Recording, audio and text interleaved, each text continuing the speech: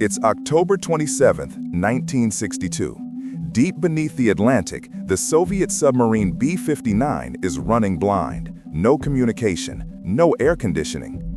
Outside, American destroyers are dropping practice depth charges, not meant to kill, but to force them to surface. But in the 120-degree heat with failing oxygen, the men inside do not know that. The captain, Valentin Savitsky, is convinced war has already begun. He orders the crew to arm the tactical nuclear torpedo, an attack with the power of the Hiroshima bomb, authorized without Moscow's consent. The fate of every single city on Earth now rests on the decision of 3 men in that control room. 2 officers agreed to launch, just one stood against them. His name was Vasili Arkhipov. And for 13 agonizing minutes, he fought his captain, he fought his orders, and he saved the world.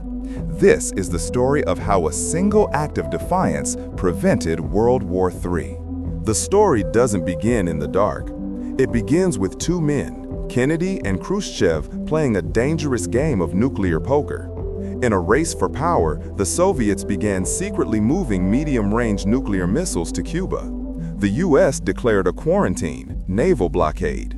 Unknown to the U.S., the Soviets also deployed 4 attack submarines, each armed with 1 T-5 nuclear torpedo. These were the only weapons the Soviets had positioned that were truly ready to launch. This diesel-powered sub, captained by Valentin Savitsky, was tasked with breaching the U.S. blockade. It was meant to be a ghost, but soon became a ticking time bomb. To understand the decision, you have to understand the pressure cooker the crew was in. Describe the unbearable heat, over 120 degrees Fahrenheit, inside the non-air-conditioned hull. Their breathing air scrubbers were failing, leading to a buildup of carbon dioxide. CO2 poisoning causes dizziness, confusion, and most critically, paranoia and poor judgment. For days, the B-59 was too deep to surface and charge batteries, and too deep to receive any radio communication. They had no idea if the world had already ended above them. The nuclear torpedo could only be fired with the approval of 3 senior officers: Captain Valentin Savitsky, political officer Ivan Fomin, and flotilla commander Vasili Arkhipov. That paranoid state was precisely what the Americans exploited. On October 27th, a U.S. Navy task force pinned down the B-59. To force the sub to surface, they began dropping small, non-lethal signal depth charges. They were meant as a warning, not an attack. Inside the sub, the explosions sounded like a full-scale assault. The small sub was being violently shaken. Captain Savitsky, convinced they were sinking and that the war had started, shouts, "Maybe the war has already started up there. We're going to blast them now. We'll die, but we'll sink all of their ships first." Savitsky and Fomin immediately agreed.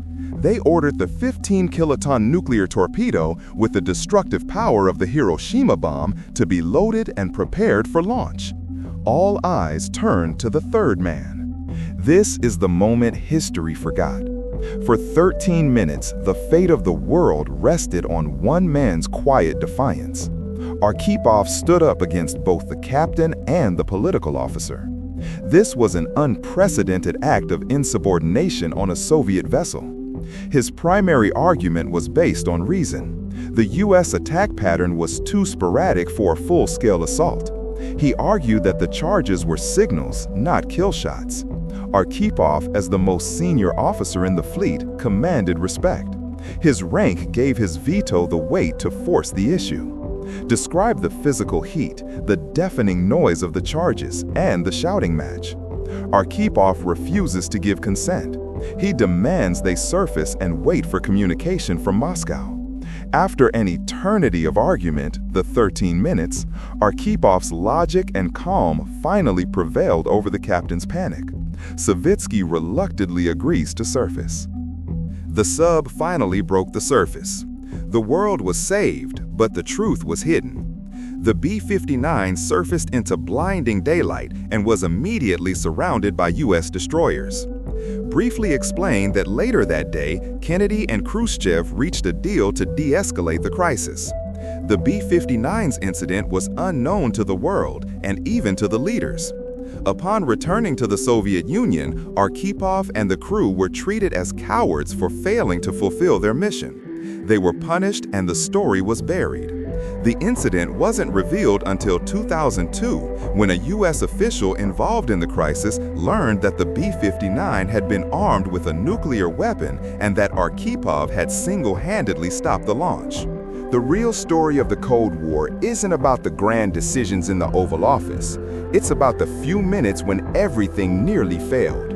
Quote the former U.S. Secretary of Defense Robert McNamara, "We came within a hair's breadth of nuclear war without realizing it." The real hero is the man who valued reason over procedure and calm over panic.